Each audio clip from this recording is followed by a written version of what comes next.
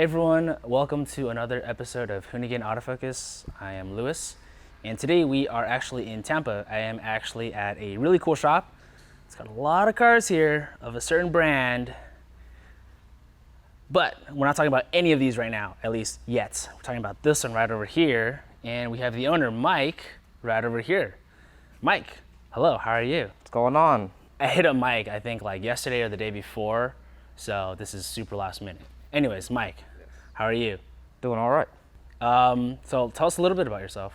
Well, I'm Mike. The shop name is Full Detail Automotive. Me and Daniel, we run the shop here together. This is the #1 assistant in the world. He is the best. This shop literally could not be what it is without Daniel's help. It's absolutely incredible to have him here. We run the shop every day, Monday through Friday, now anyway. Yeah. We specialize in RX-7s, of course, but we accept everything 90s Japanese that happens to be in the Tampa area needing some work. We are here to talk about this one, which is Mike's special little baby here. Yeah. Let's come check it out over here. So tell me just like a rough history about this car. How did you acquire it to start with? All right, so back in 2013, somewhere around there, I was stationed in Okinawa, Japan. I was in the Air Force, did 7 years. Thank you for your service. Thank you for the support. I bought it from a friend of mine. His name is Wayne. And even though I bought the car from him almost, 8 years ago, I still refer to it as his car. Like, yeah. Wayne's car. Wayne's car. Wayne's World. Yeah, I got Wayne's car from his world. Yes. I bought it back then. I paid $1,500 for it. It was a $1,500. Wait, stop. How much did you pay for it? $1,500. All right, sorry, continue. Yeah. But at the time, it was a $1,500 car. Was that running and everything as well? Or? Yeah, it was a fully running, fully functioning car. All right, just stop. They ask you how you are, you just have to say that you're fine when you're not really fine, but you just can't get into it because they would never understand. Okay, sorry, continue. But keep in mind, this is $1,500 back in 2013 in Japan. So it's different. That was way before, that was back in the day when you could buy a 32 GTR for $8,000-$7,000. In fact, I remember the first time somebody had posted up their 32 GTR for $9,000. People call him nuts. They roasted him on Facebook. Why is it so expensive, Exactly, man? that's exactly what happened. They were like, there's no way you're getting that. That's ridiculous. They don't go for that much. And now people in the U.S. are paying $40,000 Exactly. to just bring them here. Yeah, he was ahead of the curve. Yeah. But yeah, I got it for $1,500. Drove it for a little bit. In its form, there was an autocross type event out there called RCCA, and I did a few events in that. Didn't do great, but it worked. Hey, you went, so I did. I went. the effort. Yeah, and I wasn't afraid of hurting it because there was no hurting it. There was, in the condition it was just Flawless. Yeah, it was. For the most part, yeah. So how did you, so was it after your service that you decided to bring it back, or did you just, like, how did you decide to bring it back? So 2015, August 2015 was when I was scheduled to leave Okinawa.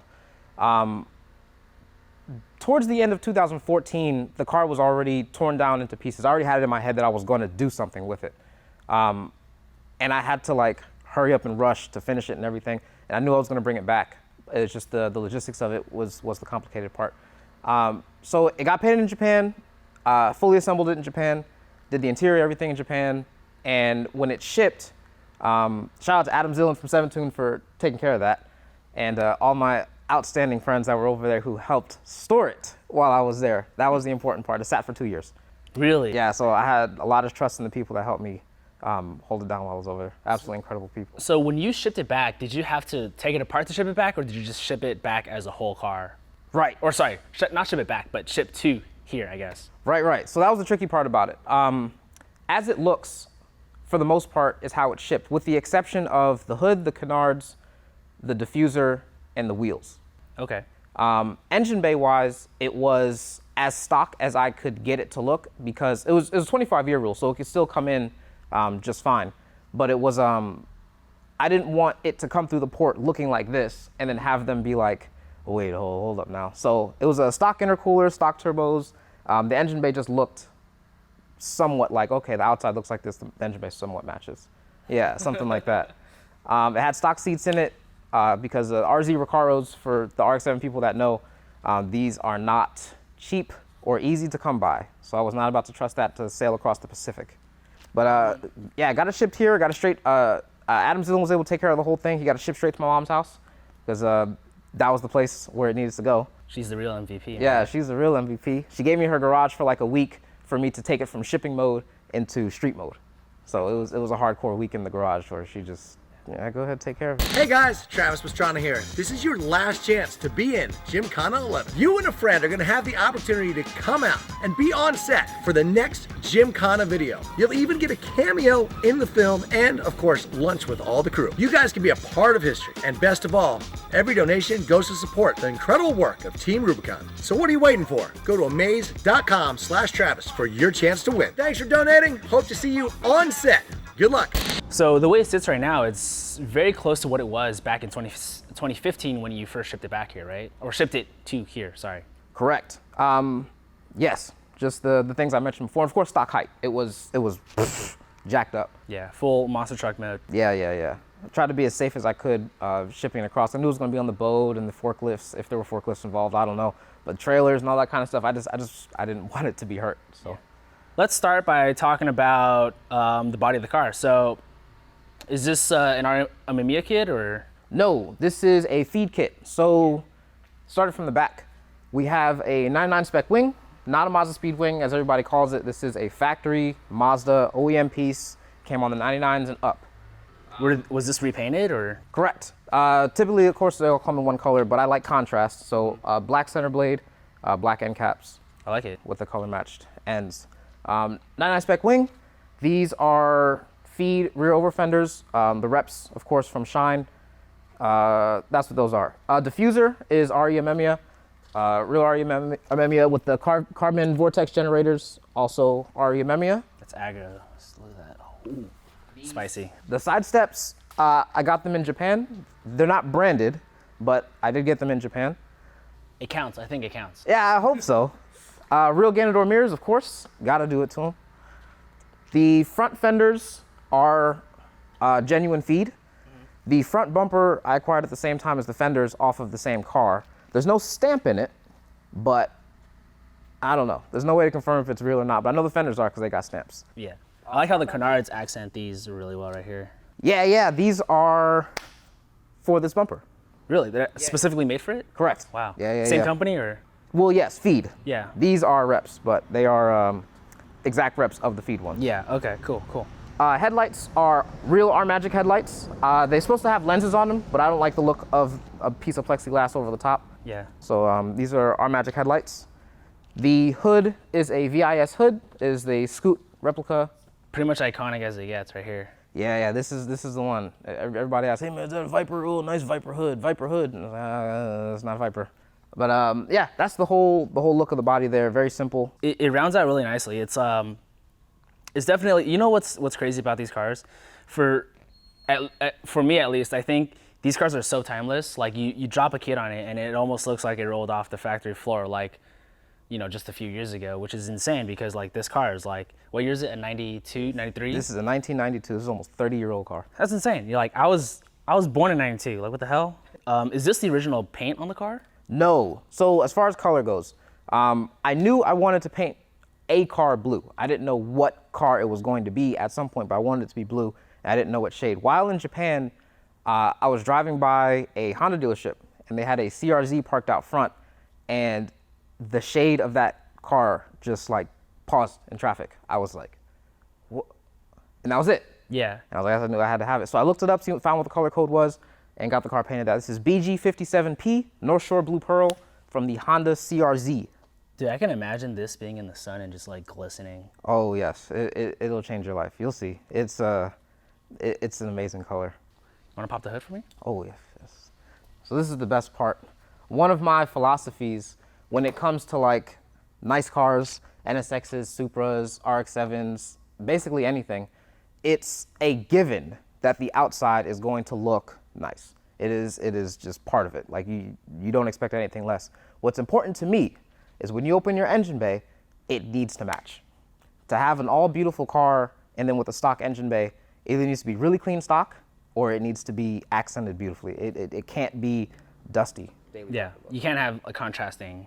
idea here. So like I like how it's like it's seamless because it's amazing to amazing. Look at that. That's insane. Like, so we got standard 13B, 2-rotor. That is 2 triangles spinning like that. 1.3 liter street port, and that's it. Other than the port, it is the standard 13B. So as far as things that are bolted onto it, because that's really where your power is at. Starting from turbo side, it is a Grady manifold with a Borg-Warner S366 attached to it. We are on 15 pounds right now. Carbon intake, K&N filter. It's a Grady front mount that's been flipped around to be used as a V-mount. It fits perfectly. It is a CX Racing V-mount radiator, so it's a V-mount setup in this. Grady Type RS blow-off valve, a Moroso catch can. For injectors, it's Aeromotive fuel pressure regulator running Bosch 1600s, the old school ones that need the resistors soldered into the harness. And then stock 550 primaries, and that allows me to maintain a stable idle, somewhat nice gas mileage, and just normal street drivability. what's your mileage right now? Somewhere around 8, 9. It's basically a Prius at this point. Yeah, I it's mean, basically a Prius. We're about 99% of the way there. Yeah. I do have to say though, like this car does not scream, and I kind of like it a lot. Like it's like you're saying, you really wanted to go for a usable street car, and this car, I mean, just sitting idle, you guys will hear it in a second later. It's nice. Like it probably doesn't bother the neighbors. Like you're Exactly. Yeah, I'm not a real rowdy type of person. You know, I don't like a car that screams and yells, and if you're sitting at idle, bop, bop, bop, bop, bop, everybody, the whole world is staring at you and paying attention. I like quiet. I like subtle. When we go for a drive, you'll see what I mean about that. But it's I prefer it this way. Keep your cat, get a big muffler, quiet down. So you say you're running 15 pounds right now? Yes, sir. How high have you run it before? That's the limit. I have a 3-bar map sensor, but I haven't put it in yet, so it's capable of more. And as far as I know, 15 pounds for this turbo is like just getting started. Wow. So it's So there's always room for potential is what you're saying. room. Yes, this cool. I'm not even working this turbo. This turbo doesn't even stand up when I have spooks out. Cruise mode right now. Yes, that's exactly what it is. How much power are you making right now? Last time we had it on the dyno, it put down 241. 241? That's subtle. You know, it's like, Yes, it is it's subtle. it's a street car. You It know what I is. mean? It's nice. I like it. Yes. So 600 next time, right? Yeah. 600. Let the turbo stretch its legs, you know, turn the fans a little bit. Yes, finally something more than 20 PSI. Oh, this guy's crazy. Oh, you know what I really liked about it? Kind of like going back to the paint, but I like how you painted the engine bay as well. Yes. So when the car went to paint, it got completely stripped down. It was assembly line level, like bare shell. There was nothing on this car. So when the person in Japan painted it, shout out to Kazuo. He's over there at Kowa Body Shop. He's a great person. He got this done in I think it was 2 months, and he does one car at a time. Wow. Yeah, it was That's like dedicated to the craft type. Very Japanese. hardcore experience. It was a great time. JDM painter. Yeah, but he painted the whole thing. He took care of the engine bay, took care of the interior, the trunk, everything. Full color change. The only thing that's still the original color, which was Montego blue, is the floor pan inside of the cabin there. But yeah, full blown color change. Speaking of the cabin, let's take a look at that. I'll never get tired of these door handles, by the way. All right. What kind of steering wheel is that? This is a Momo steering wheel. I believe it is a 200 something millimeter. It is very tiny. And it's the brushed aluminum, but it's the gold one, not the regular silver race one. It kind of looks like one of those like G29 Logitech steering wheels. Yeah, that's exactly, yes. Size-wise, at least, it's Yeah, very tiny. Yeah. And also with this car not having power steering, of course, everything in here is deleted. Under this dash, there's nothing under here, like at all. Because power steering wasn't here when I got the car, and it was just too much to put it back in, and I'm not really worried about it. It gets driven occasionally. Everything else in the interior, so RX-7 interiors are pretty simple. Well, there's not a great deal to do in here. Momo steering wheel, of course. Profec B-Spec 2 for a boost controller right on top where it should be. 99 spec gauge cluster where the tachometer has 0 at the bottom instead of at like 8 o'clock or wherever it's supposed to be at. Factory boost gauge that's built into there. Our magic shift knob, I have the Zytronics AFR display. It displays a bunch of parameters. I'm only using it for EGT and AFR right now. I kept with the Power FC, although there are 1,000 different ECU options, more modern options. I kept the Power FC because of that look right there. Yeah. I mean, it's like a quintessential look almost, right? Yes. It's very era appropriate. It's just something about the Commander hanging off the side of the dash is just, I deal with it.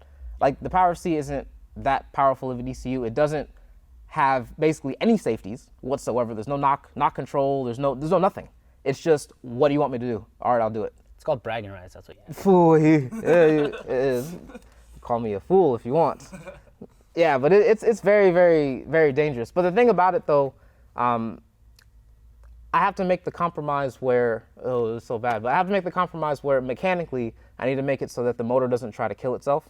So, one, I don't think I could safely go above 15 PSI with this if I wanted to.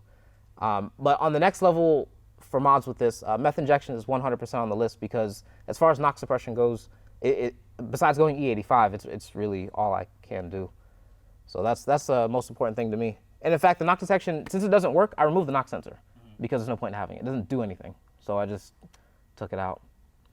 But yeah, other than that, interior is pretty basic. Broadway mirror, standard, and should be every car. I like this roofline here. Yeah, factory just like that with the thing there, and that little hump that's in the roof as well on the outside. Yeah. That's part of it. Your hood is not or your roof is not dented. The most important part right here.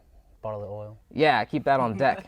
1550 on deck. I run synthetic in mine because I don't have an oil metering pump, so keeps my engine running nice and cool, nice and clean all the time. It's also got factory back seats, which I have had a human back there before. A human. Is there anything in the back in the trunk? Or? Oh, well, there is. Nothing exciting, but I do keep a few objects here in the trunk. Of course, I keep a chair, I keep my premix kit, I keep a rotor and housing in here for people who have questions. Always on deck. You know, never any question as to how these things work. That's cool and all, but yo, those kicks are so white. Yeah, you know, I keep them. Sometimes I go places, like I wear the work shoes to drive, and then when I get there, you know, you switch. Yeah, you got to stunt, you know, you have to let them know you got Jordans on. Yeah. Like, it's so white, it's like slightly overexposed in the camera. That's how white they are. Yeah, you know, you gotta keep them clean. Yeah. Tell me about your wheel setup right here. All right, so Volk TE37V, 17 by 10 plus 20 in the rear, 17 9.5 plus 15 in the front. I will be switching to a 17 10.5 15, I think it was, for the rear for a more aggressive setup. I want it to be out just a little bit more to the body. But the TEs weren't my first choice. I actually defaulted on these because the Advan GTs at the time were too expensive by a lot. You know, it was just insane. But the Advan GT is my ultimate wheel. That's really what I want. Yeah, I mean, it's either Advan GT, T37s, or Rega Masters. Yeah, oh. Those are the three options for RX-7s, and anything other than those three, it's like sacrilege, right? Yeah, it's basically, yes. If your FD isn't on one of those three wheels, like, what are you even doing? Yeah, well, like, why, right? One thing I really like about this, and I actually didn't know this, I actually didn't know that Rays did this, but when you get these T37Vs, they give you these like old school style stickers, right? Yeah, exactly. That's what comes in the package. You have to peel them yourself and apply them yourself very carefully. And I think that's one of the reasons why I've never known about it, is because a lot of the owners who put those wheels on they don't even bother with the stickers. They just leave them off. Yeah, it's like not worth the hassle, right? It was very difficult. You probably spend, I don't know, maybe 30 minutes per wheel just trying to line it up just right. Then you put it on and you don't stick it all the way, but you just set it there. You look to make sure it's not like crooked and the spacing and everything. It is a hassle. Man. What kind of tires you got? BFG G-Force Sport Comp 2s.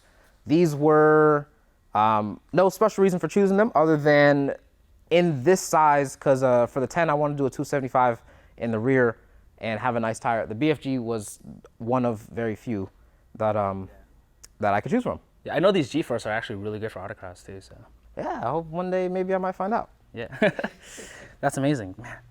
And these are stock calipers? Yes, stock calipers, stock 4 pistons. They're painted, of course. The paint on there, I was going for that HKS look. Oh, nice. Yeah, which I don't think I quite hit. But the gold with the black, I am very, very happy with the way they came out. Tell me about your suspension setup. Suspension, HKS Hypermax GT4. How do you like them? They're amazing. Absolutely amazing. The damping adjustment, the finish, the ride, the everything. When we go for a drive later, I'm not going to slow down when we drive over the railroad tracks. Really? Because I don't have to. Yeah, it's pretty amazing.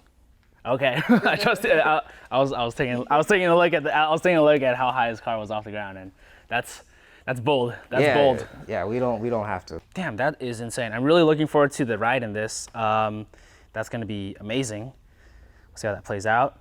But you also have quite a few other cars in this shop. We do. So That thing is insane. Where'd you get this from? yes, this is a Honda Acti. We were very fortunate in this where Daniel's parents actually have a importing business. We went to auction every day for a very long time until we found the right one. Oh my God. These seats look amazing. Like, Yes. holy crap. Upon further investigation, at some point, somebody completely redid this truck and immediately sent it to auction. Yeah, this thing is, like, it's immaculate. I mean, like, it's a little dirty, but damn, like, like the interior, look at this. It's insane. Yeah, it doesn't make quite any sense because there's an oil change sticker in the driver's side door actually, and the oil change was done like 10, 15 kilometers ago. So somebody redid this whole truck and then sent it to auction. The engine is clean, everything is basically brand new. So we've been fortunate in the sense that people are bringing us cars, first of all. That's the most important thing. Started with this one here, C33. This showed up and it was an RB20E, single cam NA RB20. He wanted to go turbo, so he brought us an RB20 DET and direct swapping. It basically dropped right in. This car is basically an R32, the way that everything fit in there. It's a drift car, right? It is, yes. You can You definitely can tell because it's got Z wheels on. Yeah, and you can see the stance on it too. If it was on the ground, you see it. But yeah, definitely a drift car. This car here is a friend of mine. Of the many services we offer here, we do offer storage, so this car is actually just here for storage. It's a Z32. He's pushing about 600 horsepower right now. He's got everything in the world under here. He's running all sorts of crazy stuff. I couldn't begin to tell you what he has in here. These cars are amazing to begin with. I mean, they were just so over-engineered for their time. For their time and for right now. For now. I mean, it's got rear wheel steering. Like, what the hell? Yeah, these cars are excessive. Then we got the Z31 here. This is Daniel's car. It is... To start, though, I love this super hot livery here. Look at this. Look at this. He's like about to hit final bout right now with this livery. Yeah. Once we're done with that engine swap, Yeah. do something crazy with this. Yeah, so what kind of swap are you going to do on this car? So this car has a VG30E, which is a single cam V6, nothing special, 160 horsepower to crank. Damn. Yeah. I mean, I feel like that's enough if you're, hauling ass like at RPM, And I've been hauling ass in this car for 2 years straight, every single day. As you can see, I'm a fan of one gun, so... No, really? Yeah. So, yeah, I've been going out on I-4 and 50 miles straight, I would just go full on. You live 50 miles away from the shop? Yeah, throughout the year, I study in Lakeland. Yeah. And I gotta go back and forth 50 miles and hell of a ride in this car. Yeah. I do have to say, though, the one really, really cool thing that I love about Florida is that you guys have some of the smoothest freeways I've been on. So I feel like 50 miles, when the cruising speed is like 80, really, it's actually pretty enjoyable for that part, Yeah, so this car just got tired. Very tired after pushing it to the limit. That good old V6, it got under 100 compression on 5 cylinders out of 6. Ugh, yeah, that's ugly. And the one that has over 100 is like at 110. So are you swapping it or are you just going to replace it? It is going to be a swap. I got an RB25 DET And that's Series 2. sitting right over there, right? Yeah, right there in the box. Let's go take a look at it. Again, more hotness for this livery here. Look at that. Oh my God. Yeah, even the period correct wheels, the Hesemi S5Rs. Someone's gonna cry about these wheels. They're gonna be Shout like, out to Mike. So this Integra is actually imported, right? Correct. This Integra here also hails from Okinawa. It is a 91 XSI, Integra XSI DA6. This is the pinnacle, minus the LSD, which it does not have. But this is the pinnacle of the DA chassis. This was the equivalent of the Type R. This is actually the car I learned how to drive stick in. Yeah. I'm glad you learned in the right car. Yeah. This is awesome. I like it. It's really nice. The front's got the Sierkais. That's dope. Well, that's just a loaner wheel for right now. This car also sits on buddy clubs, but that wheel was flat. That one wheel? Yeah, that one wheel got a flat, so we had to put that one on there as a loaner. Yeah. Let's check out what we got here. This is so you guys actually saw earlier. He's got a thing about acquiring certain cars here. Yes, FDs are my heart. How many of these 1, 2, 3, 4, 5 sitting right over here are yours? 2. Okay, that's not that bad. It's only 2, so it's fair. That's fair. Yeah, just 2. That's totally fair. Yeah. All right, first one here. This is my cousin's car. This one he bought just in this condition, exactly as it sits. We will be doing everything to this car. Ultimately, it'll end up as the same level as the blue car, but up more. This one here, this is a customer car. He inherited this from his aunt who bought it new back in the day. His uncle drove it, then his aunt had it, and then it sat for a bunch of time because the motor blew up, and then he inherited it, and then he brought it here to fix all the little stuff that was wrong with it. This car runs great. It's back here now because he bought a set of teen coilovers, which we have sitting over there on the shelf, which we're going to be installing later this week. Dude, this is so clean. I haven't seen a complete stock FD engine bay in like years. Yes, because it's a nightmare. Yeah. That's why. It's a cluster of that. Yes. This car here, this is a friend of mine, and his is a 97, also imported. I wonder if he likes Initial D.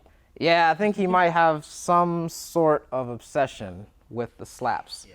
I don't mind them. I think they look pretty cool. Yeah, I like the it's artwork awesome. on it. I love it. Yeah, this is his car. The 97 FD's got the 99 front on it. Origin Lab wheels. He's non-sequential right now. Vargas actually built this motor. Vargas, shout out. What's up? Yeah. He's also V-mount. He's the same V-mount radiator that I have in mind. He has in this. You know what? The only thing I don't like about these like newer bumpers is that they force you to have this license plate right here. If there was like a shave that you could just like, oh my god. That is the best feature. The front plate. Really? Is, yes. Oh, the no, front I plate hate is it. the best I feature. hate it. Oh no. Okay, some of you guys might hate me, but I actually do not like it at all. Then this one here, also a customer car. This was a legit barn find. He found this in a barn. It was sitting for, I think he said 7 years. Completely just like 7 years worth of sitting, blown motor, the whole shebang. He got it shipped from Texas straight to here, arrived on a tow truck and everything. We tore the engine out, tore that whole engine bay apart. He brought a brand new motor, and we did full non-sequential, full deletes. He's running a Power FC. We did the whole 9. And now his car is running. He's out driving it about. It's back here now because he wanted to get the AC fixed. We went to charge the AC, and one of the lines had a huge pinhole in it, so it didn't hold the charge. So he was like, all right, well, let's do the RX-8 condenser and also go V-mount. So also just finished up a V-mount setup in this with the RX-8 condenser, and we will be getting the lines made later this week as well. And then he'll have this, and he'll be ready for summer to drive around. Nice cold AC. Why would you ever need AC in Florida? I don't know. Why would you ever need that? Yeah, once you melt the first time, you don't melt the second time after that. I'm drenched in sweat right now. I don't know if you can tell. Yes, Florida is non-forgiving. This one right here is a little special, right? Yes. A little slightly different. This one is one of yours, right? Correct. Red 93 FD RX-7. If you can still hold that name, I don't know if it's legal to say that anymore. Ooh. Yeah. Nope. Yeah. All right. Yeah, you see it. It's got a 1J in it. Yeah. VVTI and everything. VVTI 1J, all stock, just in there. It's just Yeah. You can't hate it. You have to love it. That's just. Yeah. I guess no. You either hate it or you love it, right?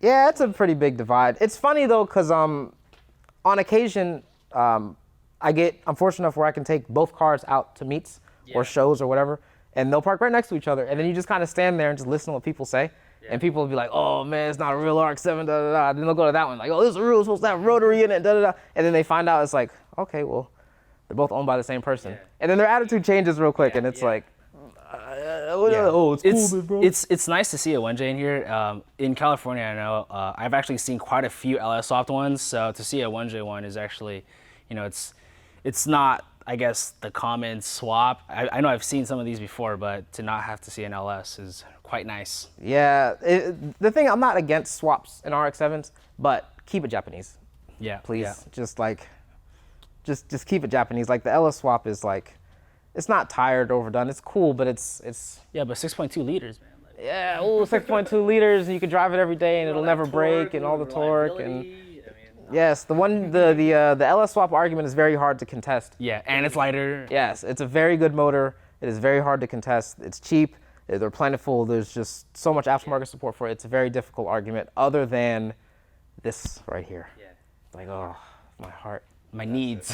Yes. But yeah, 1J swap, AC power steering. The whole swap was done in my garage at home. This was long before I had the shop.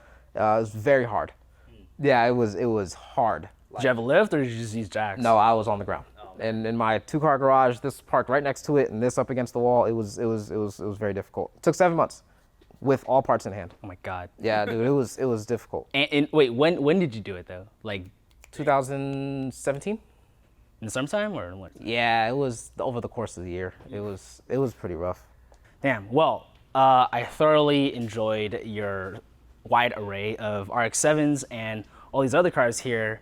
You think I can get a ride in the? Yes, of course. Let's Say go. less. Let's go. Alrighty, we are going to go for a quick ride along. Damn it, wrong side. Oh my God. I feel like a scrub. All right, let's go, Mike. Yes. Now keep in mind, it is 240 horsepower, so lower your expectations. I'm more looking forward to you hitting a speed bump and not feeling it. Oh yes. Yeah, when we go over these railroad tracks, you'll see the magic of The Hypermax. Oh my God, it's so quiet. I mean, for what it is, it's so quiet. Yes. That's awesome. I've always liked these, I guess like the interior of the RX-7s. As with the Supras, it's like very like driver engaged, you know what I mean? Oh yeah. It's like super like fighter jet. I mean, like not really fighter jet, but it's kind of like a fighter jet inspired, driver oriented, you know? Man. Okay, screw you. All right. we just went over the railroad tracks, and the only reason I know is because I saw it, not because I felt it. Yeah. These are actually really comfortable, like not gonna lie. The Hypermax, man, they're amazing. Yeah.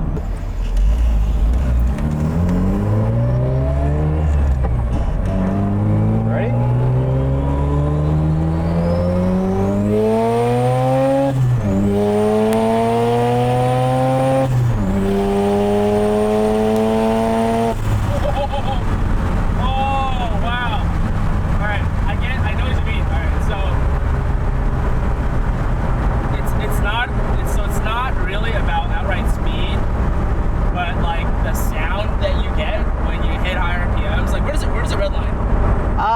Right now? Yeah, like when you're near Redline or anywhere like near it, it just sounds amazing. And when you don't want it to be, it's nice and subtle. Correct. The open wastegate, I was not happy about it at first, but then... And you floored it. And then I floored it and I was like, oh my gosh, I get it now. And I had to keep it. Yeah. And I was like, if I'm in boost and I'm getting on it, it's fine. I don't care. But like right now, this is it. This is amazing. That's awesome. Damn. So that definitely did not feel like 240 horsepower. That feels like, okay, so to be fair, I didn't ask for the specifics. So you said 240, but that was 240 wheel, right? 240 wheel. Yeah, see? Like, okay, you didn't lie to me, but you lied to me. You know what I mean? Like, does that make sense? Yeah, so it's weird because when you accelerated, it felt quite similar to my STI, maybe even a little faster because my GC8 is actually STI swap, so I think it makes around 220 to 240 wheel. I don't know the exact number, but it felt somewhat similar to that when you were rolling, and I was like, wait a minute, this ain't right. This is not 240 horsepower. That's awesome though. And you still have more to it too, right? You said you still have to tune it more? Yeah, this car, on the current setup, if I had to guess, I would think it was probably at like maybe 40 or 50% of its max potential right now. Mm-hmm. It's definitely got a long way to go. Man. That's awesome to hear. I can't even wait to see what it's gonna be hitting when you hit the peaks. Yeah, I'm a little worried about it myself. All right, so that was an amazing, amazing joyride. The car is so usable. I mean, it's like definitely made for the street. It's subtle, but if you don't want it to be subtle, it can definitely be very, very loud, which is what I really like about it, because it's kind of like a really amazing daily driver if you really want it to be one. Mike, thank you so much for having me here. I love the car. It's awesome. It's amazing. Thank you very much. Yeah. Yeah. So I think that's a wrap. We will see you guys next time.